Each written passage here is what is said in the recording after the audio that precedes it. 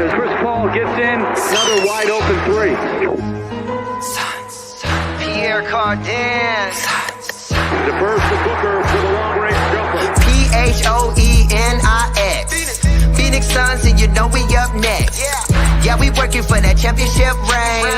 We the Valley, it ain't nothing but a thing. Phoenix. Phoenix Suns, and you know we up next. Yeah, we working for that championship ring. We the Valley, it ain't nothing but a thing. Chris Paul bringing dinner with the dish. D-Book on the corner with the swish. We the Valley, hating with the dump. Posterizing, now the crowd getting pumped. We the best, I ain't talking about Cali. Who's next? Never winning in the Valley. Can't wait for that championship rally. Send them home, send them back to Cali. Stand up if you're down for the Suns. Put a finger in the air, we number one. Phoenix. Phoenix Suns, and you know we up next. Yeah, we working for that championship ring. We the Valley, it ain't nothing but a thing. Phoenix. Phoenix Suns, and you know we up next. Yeah, we working for that championship ring. We the Valley, it ain't nothing but a thing.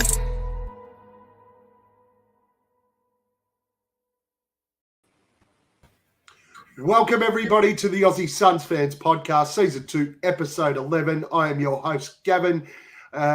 If you are checking us out on YouTube, do us a solid. Click like, comment, do all that sort of stuff.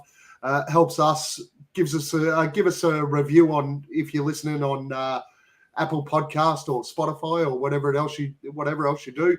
And we are here today with Boyd, as always. How you going, Boyd? Unreal, mate. How are you? Absolutely fantastic, mate. Thank you for jumping on again.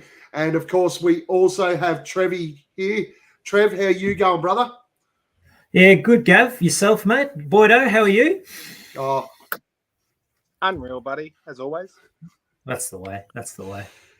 So we have quite a bit to cover today. So we'll jump straight in. We'll try and zoom through this as quickly as we possibly can because I think our Suns topic this week in Suns basketball might take us a little bit of time. So we'll jump straight in with our Northwest Division preview. We'll go through these sides, same as we did with the Eastern Conference. Go through these sides, work out what our predictions are. Boyd can tip them all to finish in the top four, and we can move on from there. So first up, we have Utah. Inns, Jared Vanderbilt, Pat Beverly, Taylor Horton-Tucker, Stanley Johnson, Malik Beasley, Leandro Bolmaro, Walker Kessler from the draft, Johnny Juzang, a two-way, Laurie Markkinen, Colin Sexton, Ochai Abaji, all from Cleveland. And the outs are Rudy Gobert, Donovan Mitchell, Royce O'Neal, Pat Beverly, obviously came in and then went out, Bo Cruz, Xavier Sneed, Paris Bass, and, of course, their coach, Quinn Snyder. Let's start with you, Trev. What do you think of Utah? Oh, I think it's pretty obvious, guys. You don't have to be a genius to say if you lose 3 out of your 5 starters from the season prior, you're going to struggle. Look, it's clear that these guys will be in the tanking land, I would have thought. There's really no incentive for them to do much else. And as we know, Danny Ainge would quite happy to start 5 actual draft picks than actual players. Loves to hang on to his hoard in his war chest. So, look, to keep it short and sharp, boys, they might get their way to 30 wins, but I would expect them to be moving parts. I mean, we still might see Bogdanovic, maybe Mike Conley as well, although, someone would have to be pretty keen to take on that contract. I think what we'll be seeing is a lot of Colin Sexton shots going up down there, and we'll see what happens. But, yeah, can't see them doing too much as they have in previous seasons. And a prediction, mate, where are they going to finish in the West? 13th. Boyd.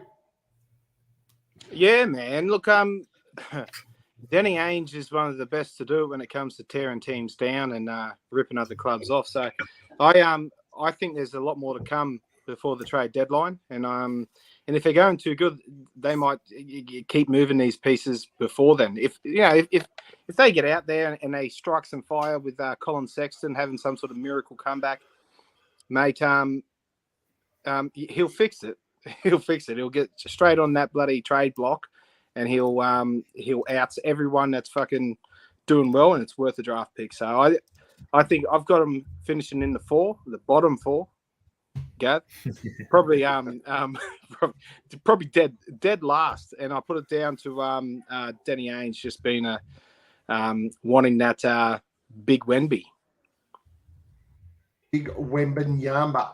I'm the same. Look, to be honest, they've still got some pieces there. I don't think they're done trading. As Trevi said, you've got Conley.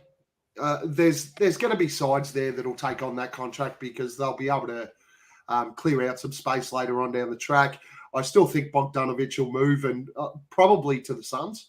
I still feel like Bogdanovic will end up on the Suns in a Jay Crowder trade. That's my feeling. So I think that'll probably end up happening. I just hope that we can maybe include a Jared Vanderbilt in there. I'd still love to see that guy on the Suns for next season. But Utah, as we've all pretty much said, I think they're ripping it down to try and tank. Well, not try and tank, but they're looking for those the Danny Ainge style, get as many draft picks as you can, Boston style, like he did at the Celtics. I have them finishing dead last in the West and dead last in the NBA. And I will enjoy every second of it because I fucking hate Utah, even though Donovan Mitchell's gone now, which is probably a lot of the reason for the hate because people keep trying to compare that guy to Devin Booker. You're kidding yourselves. But yeah, I hate Utah, so I'll be more than happy to see them finish dead last. If you're in the chat live or if you are watching later on YouTube, chuck in your predictions in the comments. Make sure you give us a heads up on where you think they'll finish. These sides that we go through today. OKC, Inns, Jermichael Green from Denver, Chet Holmgren from the draft, Jalen Williams draft, Eugene Amuri is a two-way, Osmane Dieng is a draft, and the outs are Isaiah Roby, who was waived, and without playing a game, Jermichael Green was waived. Trev, thoughts? Well, look, obviously, when you're looking at a side like this, you're always keen to see the new talent that they bring in. So obviously a blow to see Holmgren go down, going to be missing for most of the year. You know, you always like to tune in on League Pass if you can and see a bit of these guys. I'm not quite sure what exactly is going on here at OKC. I know, look, we're obviously stockpiling an absolute plethora of draft picks, but now we're hearing chatter that SGA is potentially available for the right price. You know, I would have thought he's your franchise guy that you're building around, not necessarily trying to move along. So they've really got some, you know, really good ballers there. I mean, great to see what Josh Giddey can do again. Lou Dort, he gives one of those guys that just squeezes every drop out of himself.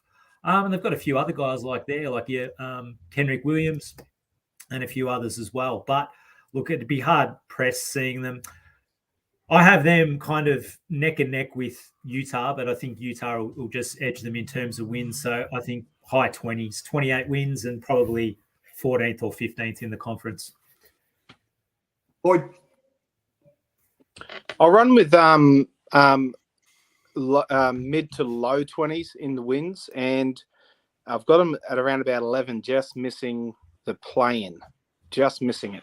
Now, there's going to be a lot more growing pains here, and they're fucking with Chet going down, of course, and you know, the trade rumors as Trev was saying with Shea. I think Shea requests out during this season, and yeah, look, that's the guy I want us to get, but yeah, I don't see him. Look, Giddey's good, but he's not an A option. He's more of that he's more of a point forward. He's the Draymond that needs his Steph. He needs that real go getter. And I just think that Shea requested trade and they might start okay, but I think they're just gonna go timber. It's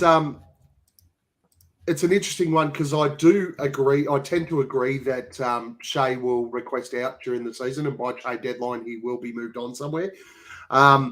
They're an interesting lineup. I think they really do have some great young talent, but obviously losing Chet for the season is really going to hurt them.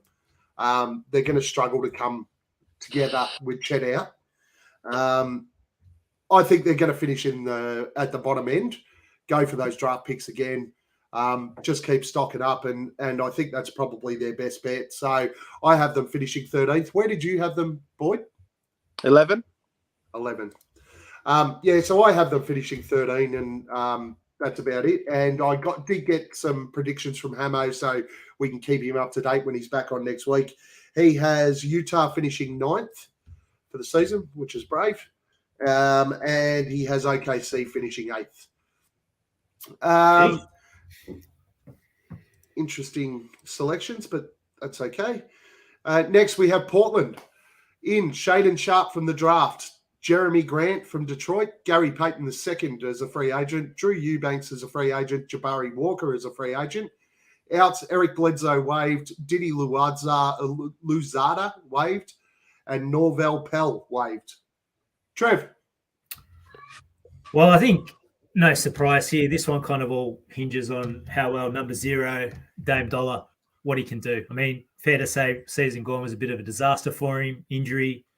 But it looks like he's, if we believe the narrative, he wants to be a Blazer for life. So he's going to hang in there. Re-signed the big Bosnian beast, Jusuf Nurkic. And I guess you're also seeing if, Anthony Simons can keep improving. Maybe you get a jump from a guy like a Nasir Little. I think they're going to be right there for the play-in. Should definitely at least get that far. But I just don't think they've got enough defensively to really give the top-end teams a nudge. So I think they'll finish above 500, say high 40s in the wins. And I'll have them finishing, say, 7th or 8th in the West, because I think Dame will find a way. I'll also say that I'm not necessarily sold on Chauncey Billups as a coach either. I know it's only early days, but I just haven't seen enough at this stage. So we'll watch that space as well. Boyd. Yeah, I got these guys scraping. Had them 9th, and now I'm thinking 8th on the back of. I like is it Gary Payton Jr. They picked up? Yeah. Oh, Gary Payton the second, actually, or something like that. June, the second. I like that pickup because he's that real bulldog on defense. He's I like him in the backcourt. It gives and I think he's coming off the bench as well. But is it Josh Hart they've got as well, boys? Yeah, Josh Hart's there. Yeah, cool. He came in trade for who went across to the Pelicans. CJ McCollum from Portland. CJ. Yes. Now, look, I think they've got some decent role players around Dame, but they just haven't got the firepower to get I'll leave them at 9. I'm going to leave them at 9, and I think that they'll get into the 8th in the play-in. I'll give them that. Again, having Dame back makes a massive difference. As Trev said, Simons he took off last season, but I think his impact's going to drop back once Dame returns and is playing ball. Peyton's a nice pickup for them. They do have Nurkic. They have Josh Hart. They've got a lot of really solid pieces, so they're not going to be an easy beat, but they're probably not going to have the top-end talent to really compete with the top 6 or 7 sides in the West. And we know that the West is going to be really, really strong at the top end this year. So I think they'll probably struggle. They will sneak into the play-in. I've got them finishing 10th in the play-in, and that really is based on the health of Dame. Because if Dame goes down, they're going to finish at the bottom end again. Yeah. Minnesota ins Rudy Gobert, Wendell Moore Jr. from the draft, Bryn Forbes as a free agent, Austin Rivers as a free agent, Josh Minott as a free agent, AJ Lawson two-way, Eric Pascal two-way. Outs, Jared Vanderbilt, Pat Beverly, Malik Beasley, Leandro Bolmaro, and 7,000 draft picks. Trev. Well, look, firstly, I'm still annoyed at Minnesota for the ridiculous price that they paid for Gobert and basically reset the entire trade market, and I reckon halted the Durant trade in its tracks. But look, that's a chat for another day. This is really interesting. Obviously, Gobert, a good pickup. I like the pickup of Forbes, and I also like the pickup of Kyle Anderson for them as well. This is going to be a hot take. I think these guys will win at least mid-50 games. I reckon at least 55 games. That being said, we're going to hit the playoffs, and they're going to come crashing down. I think this is a roster that's built to win a lot of regular season games, but I'm still going to have my doubts defensively on a Gobert and a Cat pairing. And we all know in playoffs what we require is someone good decision-making skills running the point, and I don't think D'Angelo Russell's that guy. I see him he's either a 2 of 20 guy or he'll have a really good game. There's no in-between with him. So I wouldn't be surprised they get home court advantage in the playoffs, so finish, say, 4th. But then wouldn't surprise me they get bounced in the first round either, because I think the playoffs will bring them unstuck. And we've seen in series gone by in previous years, teams have been able to adapt and take Gobert out of what he likes to do. And it's really hurt. It's hurt Utah. Remains to see what Chris Finch and the Minnesota team can do. But that's my pick. Boyd. Yeah, I got him sort of hovering between 6 and 7. And, look, mid-40s, mid to high 40s in the win column. I'm going to leave him at 7. I'll leave him at 7 because I just feel like I'm trying not to stack up the top end, Gav, like you keep giving me shit for. So I'll leave him at 7. I did go through it just so that everybody at home does know. I did go through it. I went back through all the old episodes. I worked out exactly what Boyd selected, and he did tip 6 different sides to finish in the top 4. That was 5, wasn't it? 5? I'll go back and check. 5 or 6. So, but I don't know. It was pretty squashed. Not too bad. Not too bad. But 7th? Yeah, so 7th, and I just see, look, I think Cat's going to love having Rudy in the middle. But I don't know how long is it before they clue on to Cat shooting 15 threes per game, and they just sort of close out on him straight up, and because Rudy's got nothing, right? He's not an offensive threat. So look, I just think they won't be too hard to game play against. But I've got him there at 7th. Rudy got absolutely exposed by a pretty weak Spanish team in the Euros today, and the French team ended up losing to Spain with Bo Cruz basically dominating and taking over. Juancho Hernan Gomez. So, look, I'm not a huge fan of the acquisition of Rudy. I just don't think if we look at what opposition sides did in the playoffs last year to Rudy Gobert on the perimeter, dragged him out to the perimeter and just blew past him. Cat is going to love the fact that he doesn't have to play offensively inside. He could sit out on the 3-point line.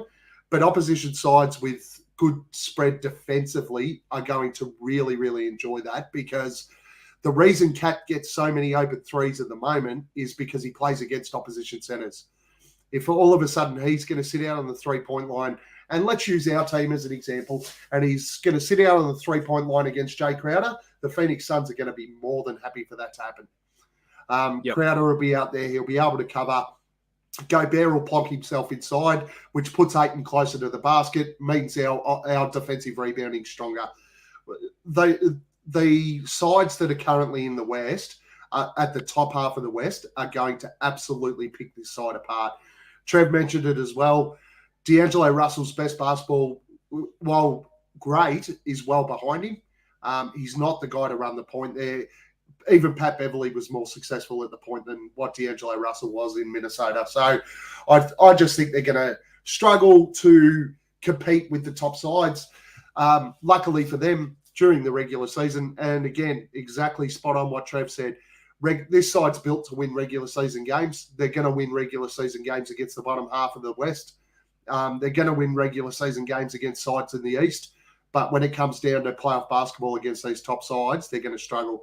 I still think they'll finish in the play-in. I think they'll finish 7th, win that quite comfortably. have some sort of whole town celebration, jump up and down on tables and stuff like that because they win a playing game, but then basically gone. I think they'll really struggle if that. Let's say they finish 7th, and the side that we're going to review next is my prediction to finish 2nd. The Minnesota Timberwolves don't beat that side, so it'll be a first round exit for mine. 7th, Hamo has the Minnesota Timberwolves finishing in 10th. He had the Portland Trailblazers finishing in 7th. So I did forget the Portland Trailblazers there again for Hamo. And our last side in the Northwest Division is Denver.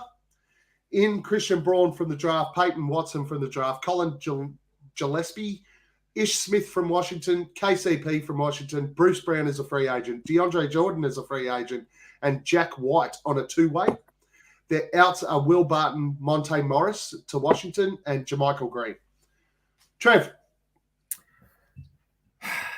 These guys I find really hard to lock down. There's a lot of question marks here. So I love the pickups of KCP and Bruce Brown for them because I think they've been lacking some quality perimeter defenders previously. But the loss of Morris and Barton, who've also given them a lot, kind of negates that somewhat. So obviously we can all take the asterisks off the last couple of seasons because now Jamal Murray's back. So now, as all Denver fans would tell you on Twitter, nothing ever happens if Jamal Murray. It's all over. It's all over. Just give him the title now. Exactly right. So obviously we like to see how he comes back. Clearly they'll have enough on offense if the pick and roll game between him and Jokic goes well. However, their big man stocks are really questionable. I mean, we could do a straw poll. There couldn't be many worse players currently getting a contract that's not a rookie or a 2-way guy than DeAndre Jordan at the moment, right? Agree. He's flat out defending anything. So if something happens to the Joker, they're in a bit of trouble. But look, clearly the big question mark is what Mick Porter Jr. can do, what his health is like. Now, you'd be a brave man, woman, or other to say, yeah, he's going to make it through the season. Who knows? And I guess, look, the other X factor that they have there is Bones Highland, who's shown a fair bit in patches there at times. Will opposition put more time into him? Probably yes, but another year in the system, gets that up. Oh, boy. Look, as I said, a lot of question marks here. I'm going to have him 5th. But, yeah, they could. I hear you alluding to them. Gav, you sound a bit higher on them than what I am. I just still think they're missing a couple of pieces. But if those guys all stay healthy and come together, could be a big thing. I will say I'm glad to see the back of that little angry Oz kicker, Campazzo, though. He's an absolute angry little dwarf. And, good luck to him back in whatever he's doing. Boyd. Got him at 6th. And I'm really interested to see MPJ back in there with Joker and Jamal Murray. And now MPJ's just been given this massive contract. I feel like he's got a lot to live up to, but the way that he plays, I feel like he's a very ISO-centric type of a player, and I just don't see it working well with that. Everything goes through the Joker, and guys like Jamal Murray and whatnot, the sharpshooters are out there, but MPJ is more that bounce around the key, find his own sort of mid-range type game, and do his thing. I think it might discombobulate the Denver Nuggets if he's healthy all year. I don't think it. It could all work perfectly, and I'm just visioning. I'm trying to vision it, and I don't see it work. I don't see it. Chemistry, I think, is the issue. I think that they have. It won't see him go all the way. They'll get to 6th. They will avoid the play-in. But I just feel I would like MPJ. I think would go really well on a Toronto type team with no real superstar outside of a Pascal. So yeah, a Toronto type team that could cover him defensively really well. But yeah, anyway. that's beside the point. Who you got, Gav? Where you got them? Yeah, landed? so we've got Hamo has them finishing third. I have them finishing second because if you want to talk about a team that's built for regular season basketball wins, this is the team. We all know that they flail about and fail in playoff basketball, but they are built to win regular season games. Nikola Jokic is going to do what he does during the regular season, put himself right up there in the MVP voting. MPJ, let's be honest, MPJ is now behind Aaron Gordon. He's got a long way to go before he slips past Aaron Gordon in that rotation. And MPJ would be best suited to a side like Aaron Gordon was before in Orlando, where he could just run around and be the man, because he doesn't like the fact that he is a backup. He doesn't want to be the second, third, fourth, fifth option, and that's what he is there. I agree 100% with Trev. I think that the losses of Will Barton and Monte Morris are significant for this team. Both players are heart and soul type players, and I think they're big losses for them. Ish Smith's great. KCP, he's okay too. Those two guys will have a go, but I just don't think they're at the level of Barton and Morris. Murray coming back in is obviously a big get for them. It's good to see that he is back. You don't want to see any players, especially the best players, out. But let's be honest, Denver fans think he is the Denver version of Michael Jordan. He is more likely the Denver version of Zach LaVine. So let's not get too carried away about Jamal Murray. Good player, but not that great. I still have them finishing second because I think they absolutely built this side to win regular season games. So that's where I think they'll finish. All right, next one. Let's have some fun, gents. This week in Suns basketball, there was only one thing that we want to talk about this week in Suns basketball. Nothing else really mattered. That was the release of the findings of the investigation of Robert Sarver and the backlash that occurred afterwards. And let's not beat around the bush. It was an absolute backlash that happened afterwards. We saw comments come out from LeBron James, Chris Paul, the NBA Players Association, PayPal, who is obviously the Suns jersey sponsor, Jam, our second highest shareholder of the Phoenix Suns, I suppose. Who else do we have? Oh, the city of Phoenix. Everybody's jumped on board there. Suns Twitter went ballistic. One thing before I get into you guys and your opinions is I've listened to a heck of a lot of podcasts about this week. I've read a heck of a lot of content. I've read the report in full. I've seen everything that everyone's written on Twitter. I just want to clarify one thing. The NBA, Adam Silver, cannot make Robert Sarver sell the Phoenix Suns.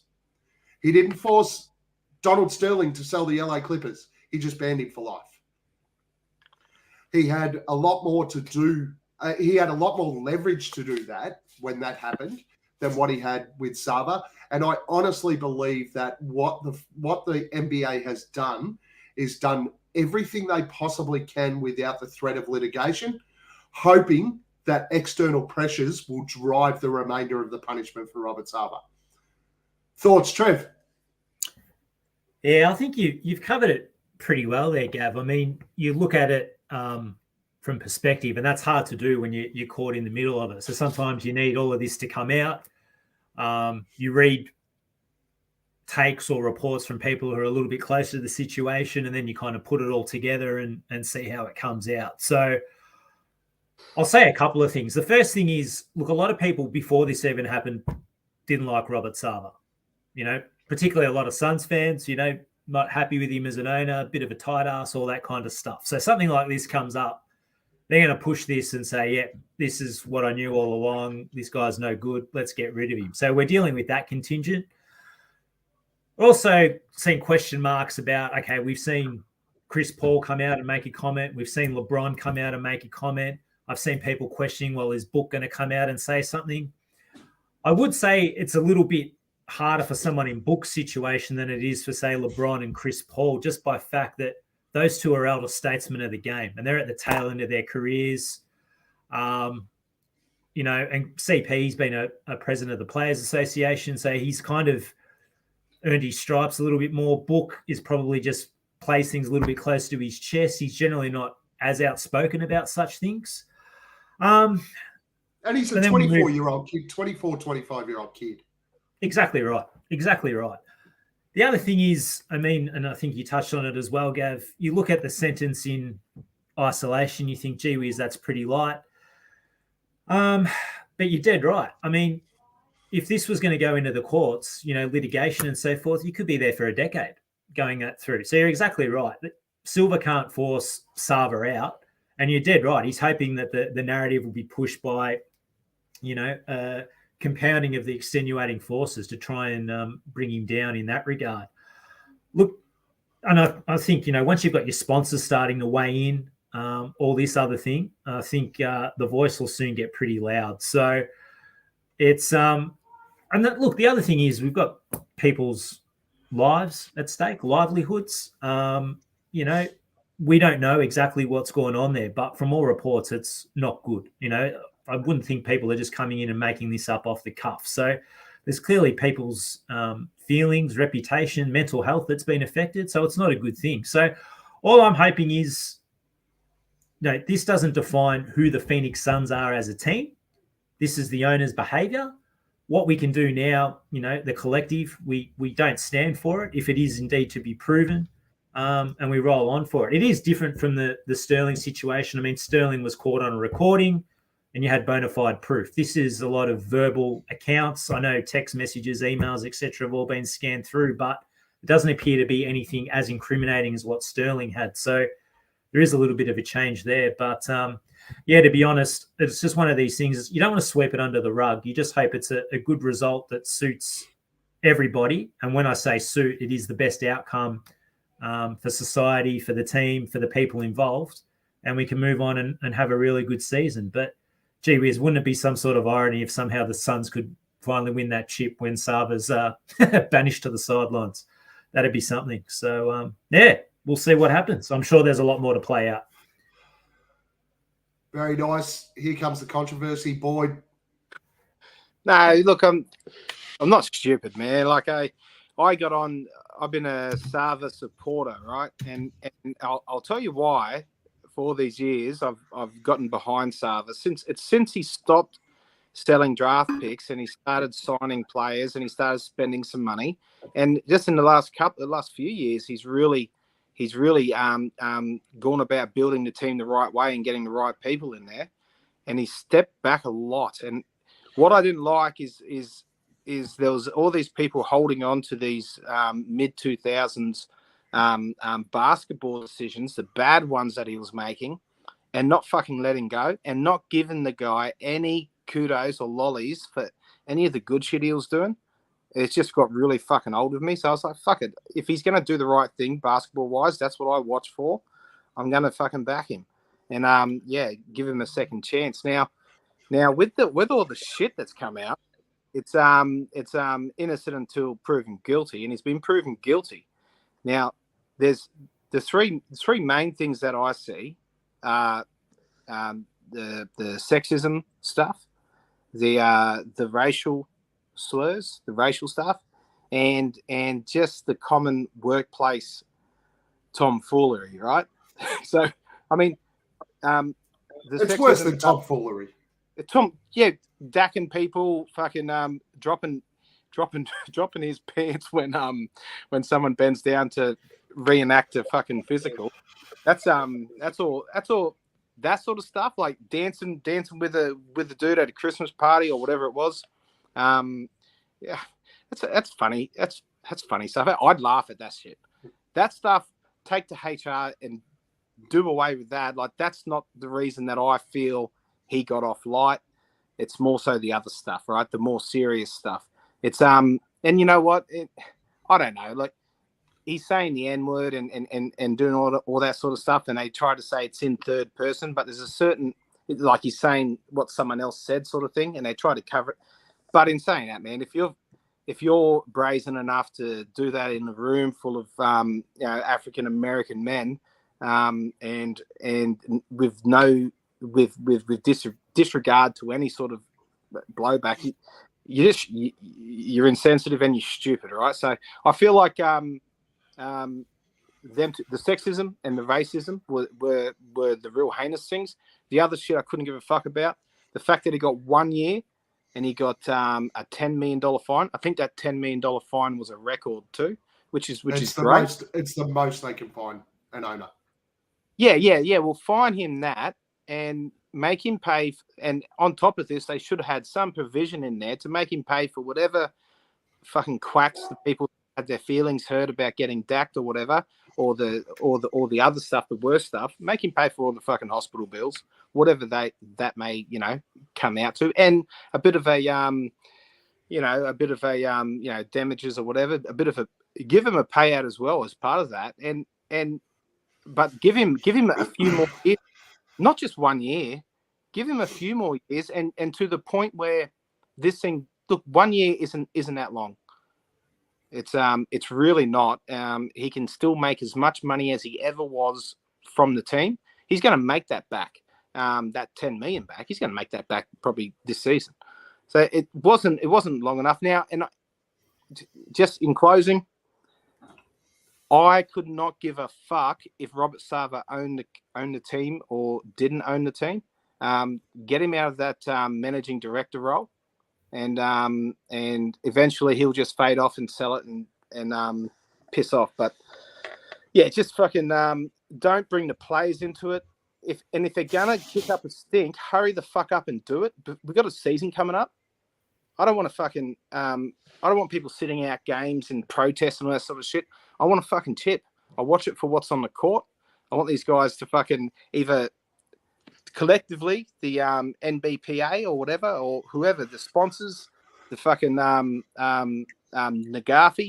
I want these guys to fucking do something really quick, like in the next few weeks, and either get him out or fucking Anyway, that's it. I think and I spoke about this on Fanning the Flames when I was on with Justin and Dan earlier in the week, the day after all this shit happened. So just to touch on what Boyd said.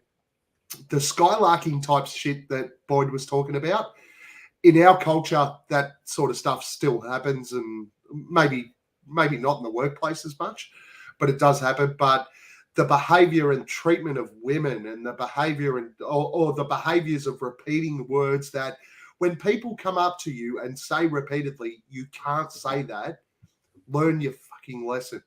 Now, I've heard a lot of people this week say, no, he's not racist, he's just stupid. No, he's stupid because he's racist. He just doesn't even realize he's racist. But it's still racism. It's still sexism. He just doesn't realize he never grew in his culture, or grew with the culture and the changes in culture that have occurred over the last 20 years. Everybody else evolved with those changes in culture in general life. Robert Sarver hasn't. He's still living 25 years ago.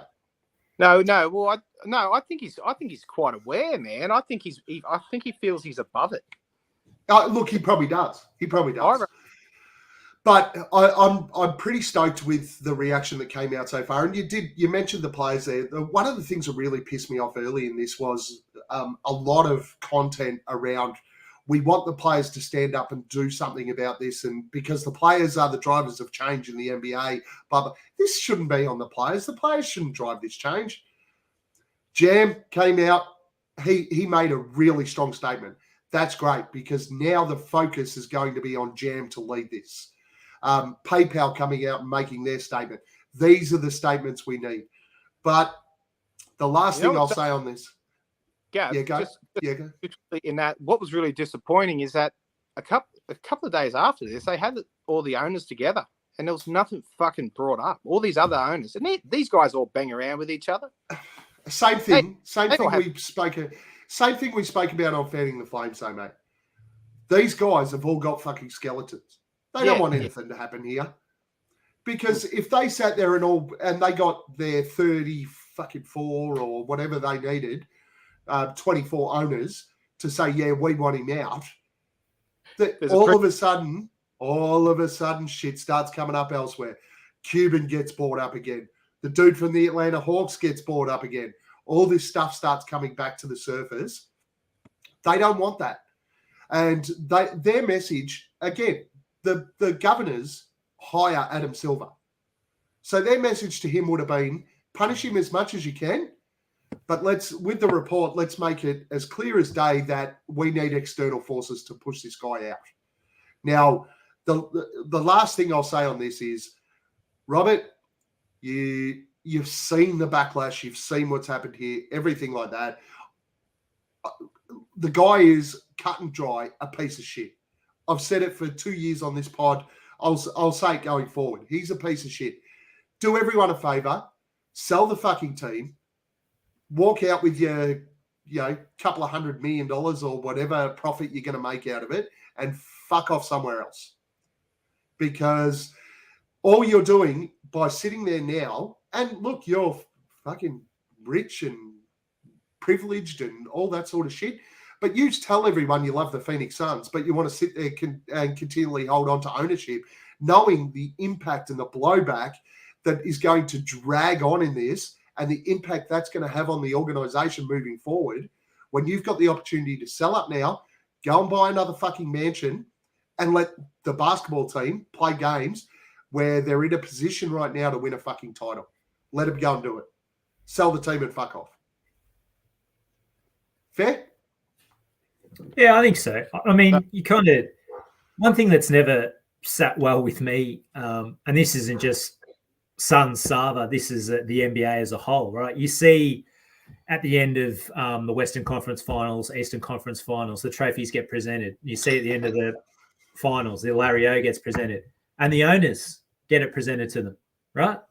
And I just, it's the players that have done it all. Yes, the owner has, in some cases, played a part, and in some cases a big part, sure. But yeah, it's just all about them kind of thing. I don't like it. So, and look, guys, where there's smoke, there's fire. Like, we've all got different opinions on stuff, but gee whiz, the consensus opinion on Sarver, and for quite some time, even before this kind of stuff has come to life, hasn't been great. So, I think there's enough there. And where there's smoke, there's fire. There's 340 people that have come out and confirmed all this shit. There's no doubting that all this shit happened. None. Yeah. So Time to move on, mate. Fuck off. Get out. Yeah. All right. We're going to move on to our new favorite topic, or our favorite weekly subject. Random Suns. 4 seconds per photo. I hope you got your pen and your paper. 4 seconds per photo. We've got our two kings here tonight. I know Richie's on. Richie, if you want to have a guess at these, go for it. Hopefully you guys get it, but we'll obviously reveal the answer straight after. So see how you go. Are we ready, gents? Let's do it. Here we go.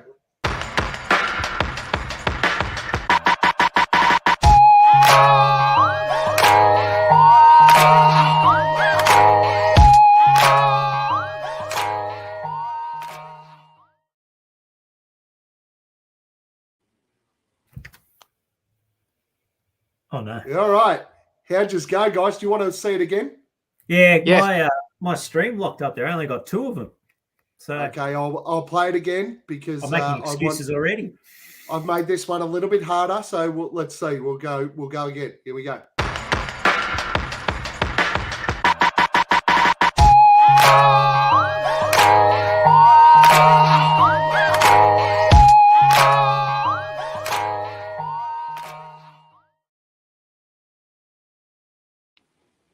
All right, did we get all 4 this time? Did you see them all? Mine lagged. So look, I've only got 2 of them. So that's all right. Only got 2. Boyd, you've seen them all? Got to upgrade the internet. I'm just trying to think of the name of the first one. All right. Well, number 1, Trev, do you want to have a go at it? That'd be Earl the Pearl Clark, I think. Boyd? Yeah, he's right, but I didn't get it. It was indeed Earl Clark. Number 2, Trev. I don't think I saw that one. Because it lagged, and I know, and I don't want to spoil if we're moving forward to the next one. So I'll a Boyd. little bit blurry on this. Is it Tony Delk? It was not Tony Delk. It was Hakeem Warwick. Oh, okay, that's the one I got. Yeah, okay. Sorry, I thought he was the third one. So yes, all right. I haven't seen the last 2 then, so I'll just sit here quietly. All right, third one, Boyd. That was Hakeem Warwick, man. I got Josh Childress. You would be correct. It was Josh Childress. And number 4, Marshall. correct again, Kendall Marshall. Well done, mate. 2 from 4, and we're going to give Trev 1. Terrible performance, Trev. Trey's well never done. blames his tools. I'll wear Wait, that. does fucking Hakeem Warwick? I thought he had bigger hair, but does he look like fucking Tony Delk at all? Is that a little bit Tony Delky at all? He's got about 8. He's got about 8 inches on Tony Delk, though. Yeah, But yeah, a little bit taller. Oh, anyway. All right, let's move on to thumbs up, thumbs down. And obviously, thumbs up, thumbs down this week is going to be fairly related to the goings on of this week. So, question 1. Boyd, can you take notes? We don't really need to take notes. I think we're good. Question 1. The team will band together at Media Day and renounce Sarver as the owner of the Phoenix Suns. Trev. Thumbs down. Boyd. Can you come again, please, mate? I was writing. The team will band together at Media Day and renounce Sarver as the owner of the Phoenix Suns. Thumbs down. I am going thumbs up. Well, The players should not be expected to drive the narrative against Sarver. Trev. thumbs up. Boyd. Thumbs up. I am also a thumbs up on that. Robert Sarver will have his hand forced to sell this team. Trev. Thumbs up. Boyd. Robert Sarver will have his hand forced to sell the team. I'll go thumbs down. And I am a thumbs up for that one. And just to mix it up a little bit, something different. James Jones' off-season to date has been a failure.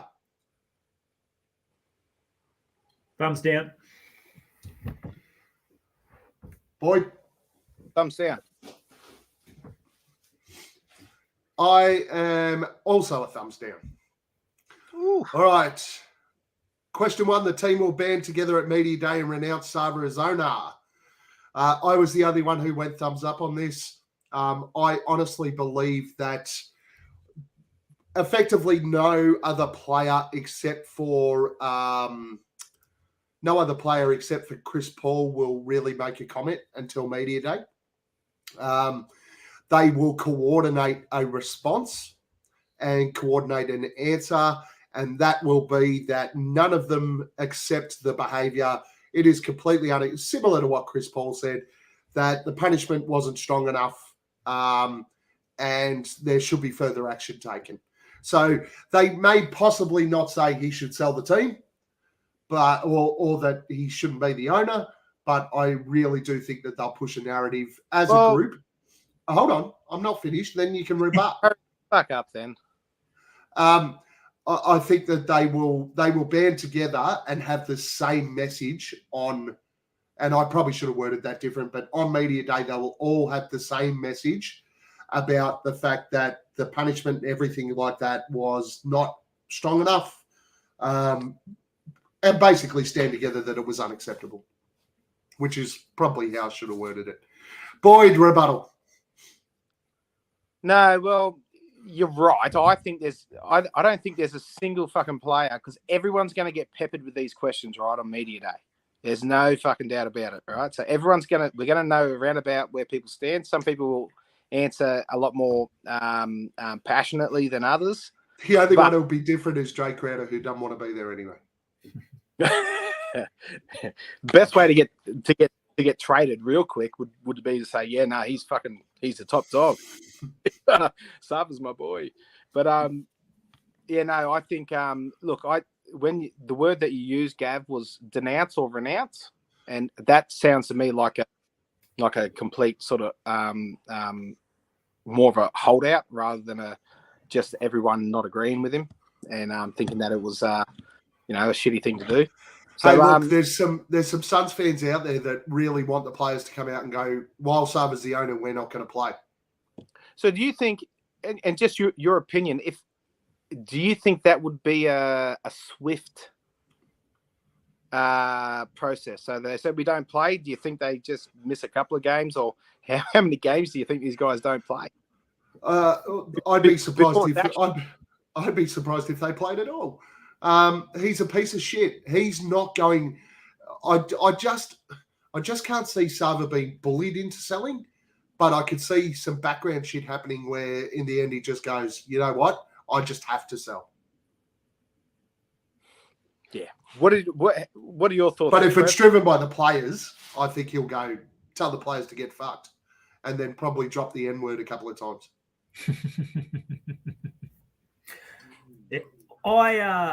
I think Media Day might have something along the lines of Chris Paul, Booker, maybe the pair of them. They come out and read a prepared statement at the start.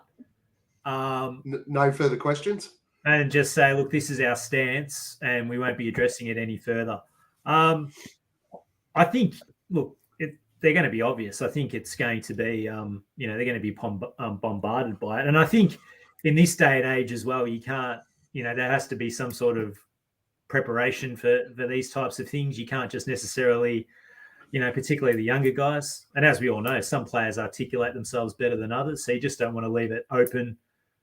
Some guys may inadvertently say the wrong thing, and you know how easily words can get twisted. So I think that's how it'll be. And I think, look, a lot of the players will want to concentrate on other things as well.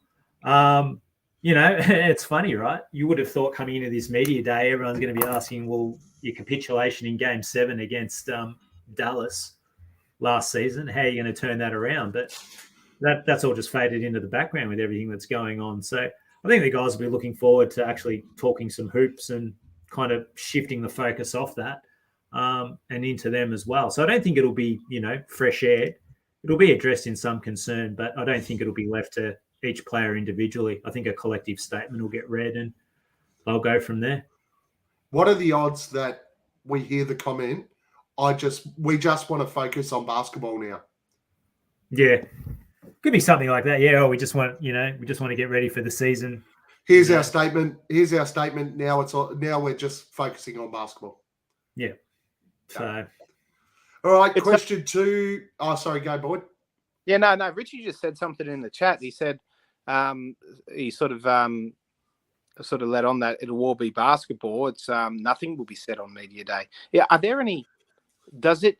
I mean, it's media day, right? So they get to ask whatever questions they want, or do they have to stick to a script?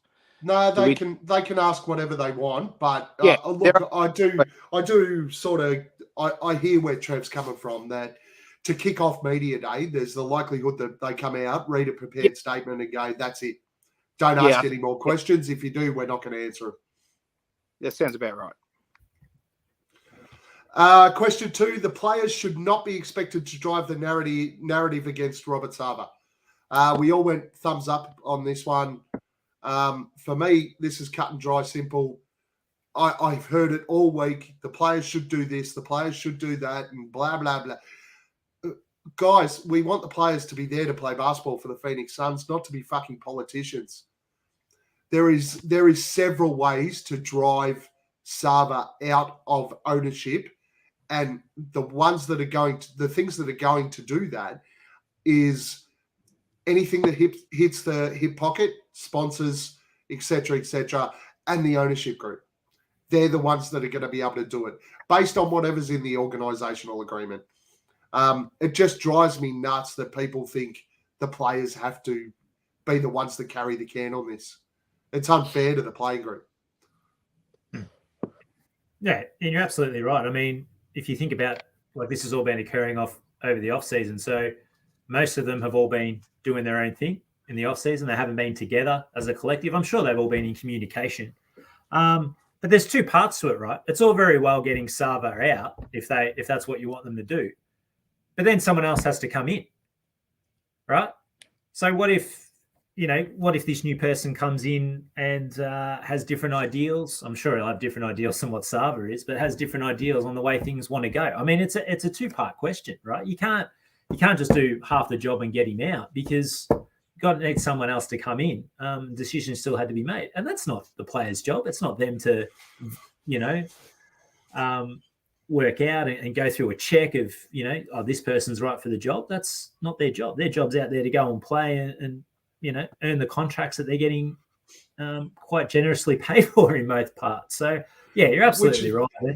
I think, people that say otherwise are just, seems to be the way in society at the moment. We're always looking for someone to blame. We're always people to do more, or we want everyone to be model citizens and so forth. We expect so much of our players. I mean, let's just let them do what they're there to do.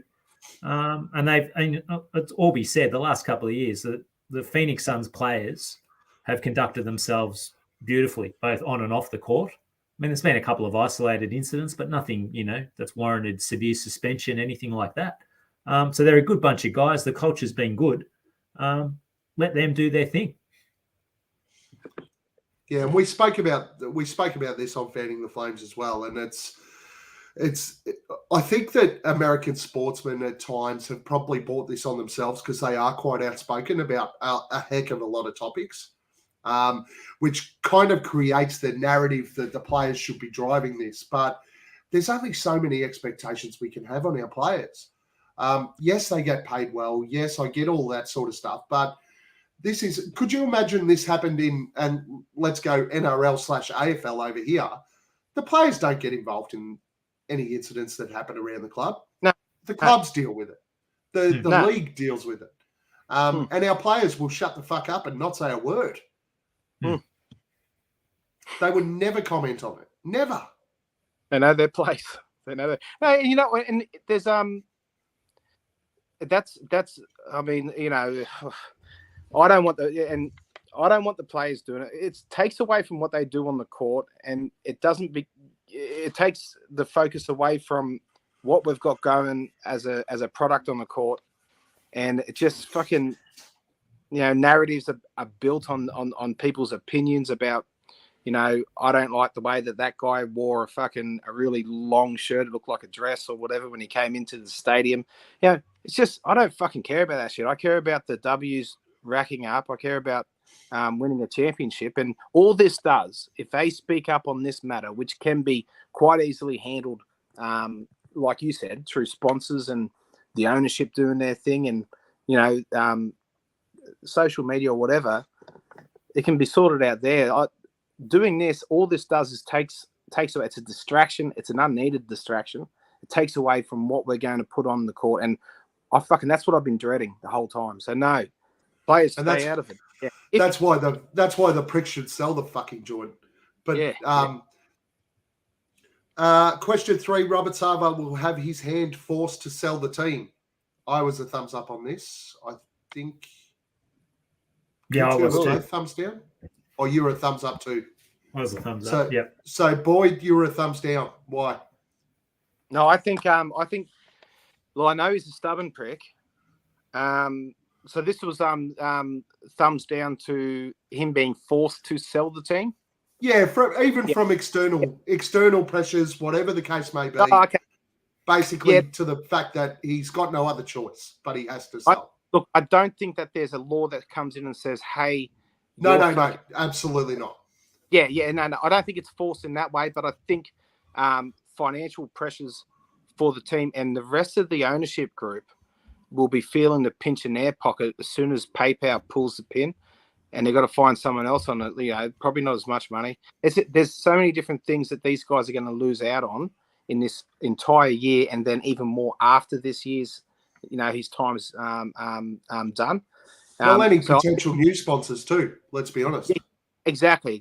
So I think it's it's a culmination of all these financial pressures that's put on the ball club and the overall value of the play. it'll get to a point where it'll be everyone's going to jump on Nagafi's fucking his bandwagon and say, no, this is affecting our bottom dollar. They'll have a board meeting and just fucking piss him off. Just like So you in the end you've reversed. You've gone thumbs up. Yeah, because I didn't understand. Yeah. You know that movie Joe Black with Brad Pitt, and he's actually the Grim Reaper, and old Anthony Hopkins, I think, is the dad. Anyways, yeah, he ends up getting thrown off the board in his own thing because he's that sort of thing. Okay. Trev?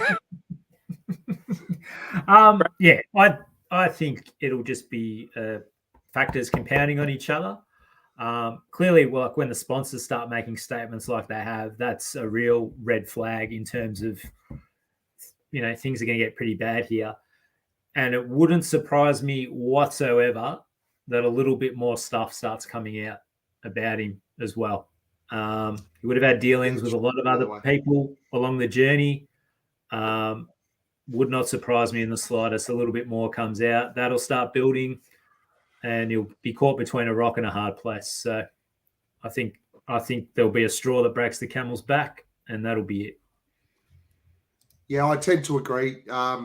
I think that when it comes to the external forces of sponsors, the rest of the ownership group, et cetera, eventually he's just going to be driven out of that ownership and have no other choice but to sell it. One thing I didn't mention in the earlier part, though, two things that really pissed me off about it, and I spoke about it on Fanning the Flames. But number one, did you guys read the report? Read most of it. So how the fucking hell are they getting away with the significant gaps in structure and management of HR procedures, like general HR procedures for 20 years? That floored me. Absolutely floored me that the state of the HR department within the Phoenix Suns was pathetic. And number two, why is Jason Rowley not getting a whole heap of fucking pressure right now? I mean, Robert Sarver should be getting it, but this guy was the CEO of the Phoenix Suns and basically was the man that oversaw all of this shit. He's the paid CEO of the company. Yeah, he should be the first head to fall. And when Sarver is forced to sell, whoever comes in, I don't care what they do, sack that bloke on the spot. Yeah. Well, I think when you read the report, I mean, I'm not sure how you felt about it, Gav, but when you read that stuff about Rowley, the first thing you think of, well, he's not speaking up because he knows he'll be blowing his own goose as well, right? And he was the first one. He was the first one that came out when the report first broke and went, "Oh no, this is all fabricated and made up, and none of it's true. And this journalist is just trying to jump on and do." Dude, it's all been proven true now. Yeah. So straight away, just based on your comments alone after the report came out, you need to fall on your sword and take the L. And as for the HR stuff, you're dead right. I mean, it seems like every business that has about 5 people in it has a HR department right at the moment. So to read something like that, a professional sporting organisation that has been in existence for well over half a century, it's befuddling. And deplorable is what it was. It was deplorable. And how the NBA as a league can allow that to occur, because I don't think that's necessarily something you can cover up if you're coming in to get audited, checked out or whatever. So there's been a few blind eyes turned there along the way, absolutely. And it's question. Just really disheartening and frightening, to be perfectly honest, in some aspects. So for those who didn't read the report, effectively what came out was that anybody who reported any mistreatment, mishandling, whatever the case may be, within the Suns organisation, that information was fed from HR to higher management. HR failed to keep any discernible records or a distinct lack of discernible records for that entire period of time. And the only time they upgraded HR was in July 2021 when they knew this shit was coming out. Yeah, that's exactly right. And now I'm hearing the narrative as well. It's like, oh, yeah, they've, learned from what had happened. Now they've put processes in place to rectify. Come on now. Yeah, they put it in place because the investigation was coming and they knew it. Yeah, and I think Richie makes a good point in the chat. He says Rowley's a yes man. I think that's absolutely spot on. And in saying that, not only that, the dude that they appointed as the governor is just as bad. Yeah, and that kind of goes back to my previous point, right? Of everyone saying, well, we need to boot Sarver out. But then it all depends who comes in after him. It could just be a copy and paste. I'm not necessarily saying everyone's going to be that bad, but, How the fuck did they let Sarver choose the... Pick his own replacement. Oh, fuck you'd only read about it, right? Weird. All right, James Jones' off-season has been a failure so far. We all went thumbs down on this. Fact of the matter is, everybody's, especially Suns Twitter, has lost their mind. James Jones is asleep at the wheel. The Suns are screwed. They're doing nothing, blah, blah, blah. This is a 64-win team, guys, that got beaten by COVID in the fucking playoffs. We're not that far off. The pieces we've signed have been handy. Do we need another move or two? Yeah, look, we'd all love it. I think we're all pretty aware that Jay Crowder's going to be moved on at some stage over the next couple of weeks, maybe whenever, up until the trade deadline. And I think that the opportunities are out there. The Kevin Durant thing didn't work out, but Boyd mentioned it earlier. SGA is going to be out there, and there's an opportunity for us to have a go there, especially with all of our assets that are in play. We do have those assets. I know a lot of people are sort of saying, well, let's not move too fast just in case something changes with Kevin Durant, blah, blah, blah, blah, blah. I've sort of changed my tune on that a little bit now. If somebody like SGA is available, I just think we push the pieces in and have a go. But I still do think Crowder moves on. There will be another change there. And if it ends up being that we pick up a Bogdanovic and maybe even a Vanderbilt / Clarkson in that trade, we are not that far off with the side that we have right now. Yeah. Trev? I think that's a fair shout. I mean, I find these people get angry when expectations don't meet reality. So a lot of fans just want to make moves. They love waking up each morning, checking Woj, checking Shams, checking Flex maybe. What's happening? Why aren't we making any moves? Oh. Making a move is a subtle thing, right? But not making a move is a subtle thing, but it's still a move, right? And we don't need, it's not like we need to reinvent what we've got. We've got a pretty damn good core. We might just need a piece or here to push the needle to the designated area. But you know what? We're playing the long game. Okay? We're still waiting. We're still keeping things open for a move down the tracks if it becomes available. Who'd want to chip in everything now on a Bogey Bogdanovic or a Bojan Bogdanovic? And then all of a sudden, SGA was available for, close to something that was really quite obtainable. I mean, sometimes you've just got to be patient. You see how things play out. You're dead right. We're a 64-win team. We're not going to just regress to a lottery team overnight without making a move. Especially when we have Chris Paul, who's 37, 38 years old, but everybody else is mid-20s.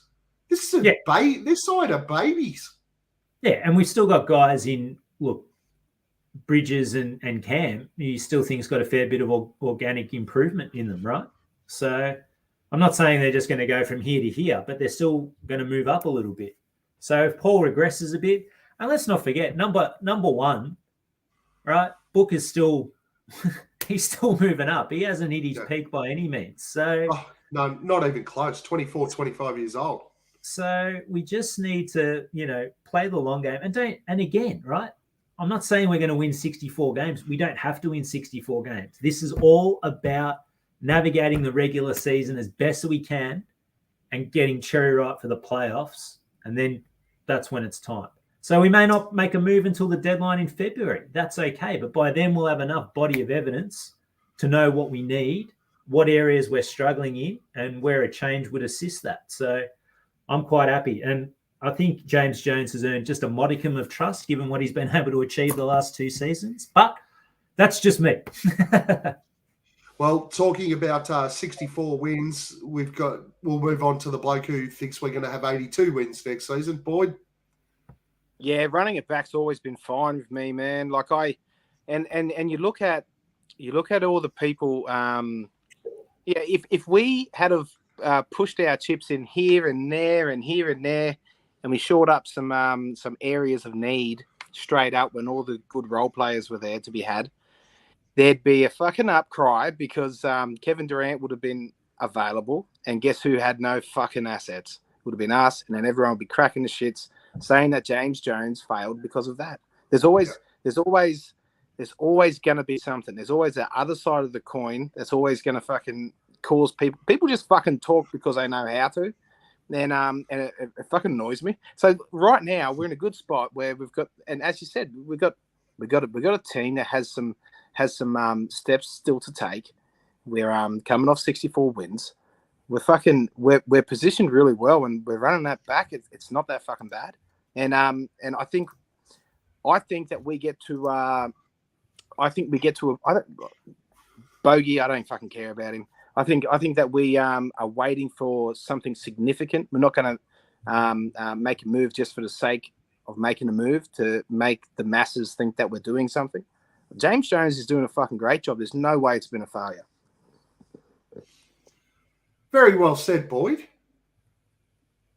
I know. The sun shines on any dog's ass some days. Yes. Just you wait. Your fucking mate, Sundra Stunks, is going to fucking pick the eyes out of whatever I fucking say. That cunt gets there and fucking rips me a new one on Twitter. And I haven't got the energy to fucking go. You deserve it. You deserve it. You just leave my mate Keith alone, please. Thank you. Yeah, that's right. So I won't hear you speaking terribly of the great man. Don't speak ill of Keith, mate. No, all right. Next segment. I would kill everyone in this room for a drop of sweet beer. Who do we want to have a beer with this week, Trevi? I am going a happy place. I'm going to have one with former Suns great Aaron Baines, who's now at the Brisbane Bullets, which is quickly becoming the de facto Phoenix Suns as Tyler Johnson's there. So, look, it was great to see him back out on the court. NBL preseason game. So the Australian comp for our American viewers and listeners is starting to kick off. So, yeah, it was nice to see that pretty little hook shot happening, and even gave it a little bit of a too small gesture straight off the bat, which you always like to see. He did. I saw that. A little bit of how we going. So, no, great to see him out there, and hope he has a great season. And, yeah, I'd have to catch an Uber home. I reckon Big Baines, he'd be able to put a few away just quietly. And good to see Richie in the chat. He wants to have a beer with Robert Sarver so he can bottle him. Or glass him, maybe. Boyd, who do you want to have a beer with? Can I have? I want two. I want to have a beer with. Okay. Aaron Holiday. Always. So my serious one is I want to have a beer with Eddie Johnson, because EJ, that guy can talk me through anything. He's just fucking smooth as fuck, and he can talk me through this whole fucking ordeal, regardless of what he says. He just has that tone that makes you fucking feel everything's going to be okay. I wish I had a dad who could tuck me in and just make me feel at peace. When I was growing up, not now. No, I don't get tucked in, but I wish that man, that guy is just. We're 30 points down, fucking 5 minutes ago, and I'm thinking, well, Eddie's still positive. We're a team. It's like that. But I wouldn't mind having a beer with Richie said he's smooth as fuck. Absolutely. He is. Love songs and dedications, man. That's beautiful. But also just the guy that got dacked, just Just them guys. And I just want to know. I just want to know: are they just like real, just fucking like sticklers for the rules type thing, or are they sort of laid back? Just so as I can sort of better understand how everything happened. Anyway, Righto. Me, I want to have a beer with Larry Fitzgerald, just so that I can loosen him up a little bit, get him off the fucking fence, and get him to say something about all this shit. He was supportive of Sarver back when all this sort of shit started. When the news broke, he is Arizona royalty when it comes to sport. And if Larry comes out and says something, everybody's going to jump on board. So, Larry, let's have a beer, loosen you up a little bit, lubricate you, see if we can get you talking just a little bit. Our next segment. Don't be a flog. We are now going to, it's Boyd's Award, basically. We named this after Boyd. So I'll let you go first, Boyd. Who's your flog of the week? Adam Silver. I like Just should have done more. Just should have. The worst press conference in the fucking history of head of sports units press conferences. It was he was getting tripped up, man. That would have been tough, though. That would have been tough. There's obviously more going on. There's reasons that they softened the edges on the whole statement that went out, the 43 pages. It's a reason that they softened the edges there, and he had to be so. He just felt like he was told beforehand, you can't say this, you can't say that, and you can't say this. He was just fucked. He was fucked before he went into that. But he's a flog because he's let it get to this position where these guys can do these things and not quite easily get a lifetime ban. Keep owning the team. You can make your money. You're not managing shit. You can't come to any games, and he ends up selling anyway. So Adam Silver should have done more in the way that they done more in the way of penalties, a lot stronger penalty, and also he could have handled that press conference a lot better too. Agree. We've lost Trev. He's disappeared. Right at the important part of flog of the week. So disappointing that we've lost Trev, but hopefully he'll be able to jump back in a second. My flog of the week is going to the most obvious flog of the week of all time. Robert Sarver, you are a fucking massive flog.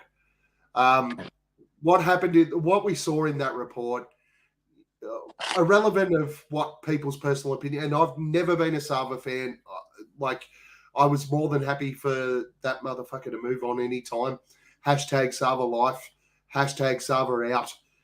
Does my head in. Can't stand the bloke. The ultimate Mr. White Privilege.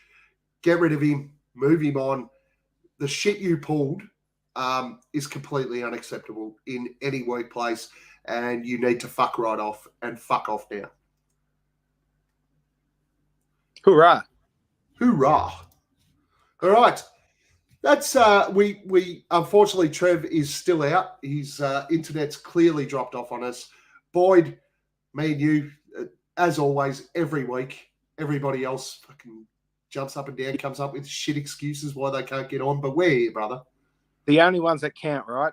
The Yeah, smart, that's exactly the right, mate. best looking, the ducks and nuts are here. And Richie's been with us the whole show, so I think we certainly have to get Richie in.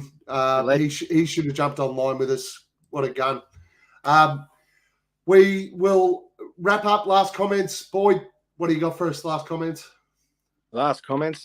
Again, same as last week. Let's play some ball and fucking forget about all this shit. I like it. Trev, do you want to throw us your flog of the week? Yeah, sorry about that, boys. A couple of technical issues. I'm throwing, look, he's a repeat offender. I'm throwing Kyrie Irving in as the flop. So for those of you that haven't caught up with the whimsical world of Kyrie this week, he's rehashed a old conspiracy video that talks about diseases being released by a new world order. I'm not sure if he's talking about the Hulk Hogan wrestling-inspired stable world order, but yeah, that it's all being dripped out. And oh, fuck. No, are you serious? Yeah, no, he did. Nate and I have a mate up here in Brisbane, who's a fucking bit kooky with all the conspiracy theory shit, and he goes about that stuff too. It's hilarious. Kyrie's doesn't surprise me. There's a whole heap of white people on a boat somewhere that eat babies and shit. That's apparently what happens. I don't know. It's all a bit weird to me. Yeah. I think Trev's frozen again here. So he's got the continued Ends them for technical millennia. issues. Oh, it's awesome. Oh, you're still there, Trev. You're still there. All right. Any last comments, Trev? I'm still. Got a bit of lag. No. Look, as I said, the season's getting ever closer, thank goodness. So we'll monitor what happens, and we'll see how we go. Yeah, we got about 10 days till Media Day. So we're not far away, guys. As soon as Media Day happens, we're starting to fucking pep up. I think our first preseason game is the 3rd or 4th of October. So that's only 2 weeks away. So the fun's about to start, boys. We're getting close to the season. A lot of people don't realise that, but we are really ramping up towards the start of this season. You can follow me at Aussie Suns Fans or at Guesswork Gav. Most of my at Guesswork Gav stuff will be about the AFL Grand Final this week. So where my comments on the Suns will be on the Aussie Suns Fans page. Boyd, where can we follow you? At Buds83. At Buds83 and Trev. Trevi G82. Let's get it. Love it. Paul, we're having our people speak to your people. We're definitely working through getting you on. The last frontier of the Fanning the Flames crew to get on here. We will work through. Challenge is obviously that you go to bed really early, which is what Justin and Dan told me the other day. But our people will continue to speak to your people. We love you. Thanks for joining us, Richie. If you are online later on watching us on YouTube or on the podcast networks, subscribe, rate, review, comment. Most importantly, stick us a thumbs up. All you guys are watching it, all you have to do is click like. It's really not that hard, unless you don't like us. If you don't like us, what we're going to do is assess that any dislike button that's pressed is a vote against Boyd. I shouldn't have said that because we're going to get heaps of dislikes now. Thanks very much for joining us, guys. Can't wait till next week. We're very, very close now to Suns basketball. Let's hope that after Media Day, we're actually talking about Suns basketball rather than the shit we had to speak about mostly tonight. But in comparison to what everyone else is talking about, I think we threw some pretty cool Suns content in there tonight, lads. Yeah, absolutely. Wherever you are, have a great night. We will see you next week. See you guys. Go Suns.